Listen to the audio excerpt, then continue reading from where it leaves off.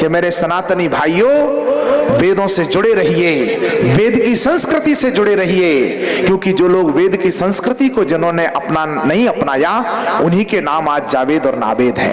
क्या बात। और तुम अगर किसी नेता से यहाँ सेटिंग कर लो, निखिल भाई से, और कोशिश करो तो तुम्हें भी लाडली बहना की किस्त आ सकती है। हम सदियों से सुनते आए गाथा अनुपम धाम की, भव सागर की वैतरणी, उस दो अक्षर के नाम की। चार वेद का सार वही है, वो जीवनस गीता है।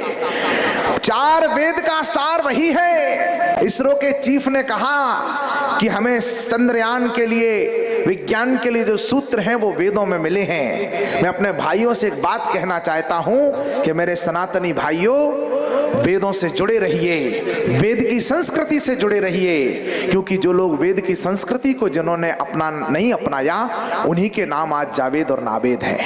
क्या बात। चार वेद का सार वही है, वो जीवनस गीता है। मन में लक्ष्य लिए लक्ष्मण है, भक्ति स्वरूपा सीता है। तीन लोक और दसम दिशाएं, महिमा सारे वर्णों में। अतुलित बल के धाम विराजे हनुमान जी चरणों में। प्रभु ने कैसे की लीलाएं वो तो सबने जानी है, लेकिन हम क्या सीखे उनसे, बात मुझे बतलानी है। प्रश्न खड़ा है दशरथ घर ही क्यों आए थे राम जी। प्रश्न खड़ा है शबरी जूठन क्यों खाए थे राम जी। इसलिए खाए थे कि हम अपने ही किसी सहोदर भाई को अस्पृश्य माने, छुआछूत माने। राम जी तो कहते हैं जाति भेदो ना ग्राहो श्यानम नयम भिन्नता, विवाहे भोजने भेदा स्वीकृतो ना कदापि ही। जो देश राम को मानता है उसे राम जी की भी माननी चाहिए, और अपने हर हिंदू को गले लगाने का संस्कार जीना चाहिए। तब निवेदन कर रहा हूं कि प्रश्न खड़ा है दशरथ घर ही क्यों आए थे राम जी। प्रश्न खड़ा है सबरी जूठन क्यों खाए थे राम जी। प्रश्न खड़ा है सुविधाओं को क्यों ठुकराया राम ने। चित्रकूट से दंडक बनपत क्यों अपनाया राम ने। उत्तर से दक्षिण तक पैदल क्यों घूमा था राम ने। अवध की माटी को संग लेकर क्यों चूमा था राम ने। प्रभु ने आकर संबंधों को एक नया अनुबंध दिया। त्रेता में हुए राम जी।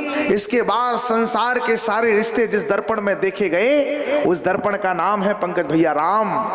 पुत्र कैसा, राम जैसा। मित्र कैसा, राम जैसा। शिष्य कैसा, राम जैसा। गुरु कैसा, राम जैसा। भक्त कैसा, राम जैसा। भगवान कैसा, राम जैसा।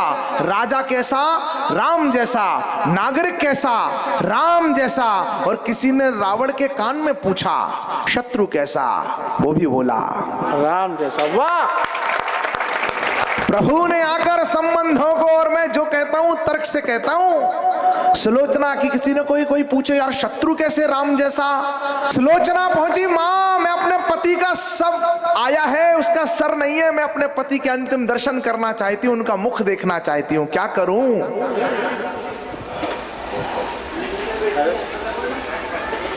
मंदोदरी बोली राम जी के पास जाओ, रामादल में जाओ, मांग लाओ, वो सारे संसार की झोली भरते हैं, तुम्हारी भी भर देंगे। तो उसने रिकन्फर्म किया सुलोचना ने, मैं सच में चली जाऊं। मंदोदरी ने कहा निश्चिंत होकर के चली जाओ, तुम्हारे सम्मान को कोई हानि नहीं होगी। वो राम का दल है, रावण का नहीं। वाह।